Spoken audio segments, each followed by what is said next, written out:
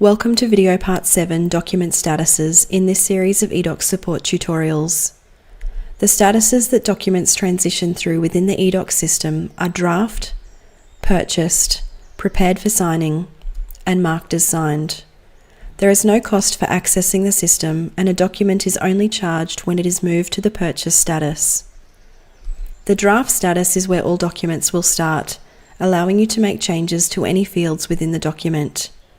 When printed, documents in this status will have a draft watermark displayed across them, which will remain in place until the document becomes purchased. Once you are happy with the content of your draft document, you can then purchase the document. To purchase the document, you can either consume credit that is already available on your account, or you can purchase credit at the time you want to transition your document to the purchase status. You will be prompted to purchase credit if your account balance has insufficient credit available to purchase the document.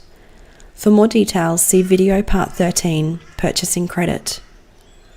Purchasing a document will lock any fields that are marked in the document wizard as required fields, and will also remove the draft watermark on the printed document. With the exception of the locked fields, you can continue to edit documents in the purchase status should you have any last-minute or unexpected changes. Any administrative changes that are made to a document by master builders will not affect your documents once they have been purchased, being mindful that your negotiations have been based on the document you have proceeded to purchase. Once you have settled on the details of your document and are ready for it to be signed, you can then prepare it for signing. You have two options to get your document signed. You can select the electronic paperless option facilitated by our integrated DocuSign service, or you can opt for the traditional manual signature process.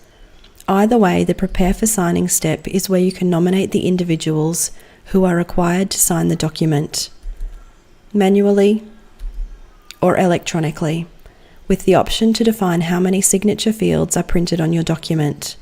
For more information on the signature options, watch video part 6, Getting Your Document Signed and Electronic Signatures. Once your document has been signed by all parties, it then moves to the marked as signed status. For manually signed documents, you can return to the document and click on the Mark as Signed button, and for electronically signed documents, this will happen for you automatically. This step completes the process for that document.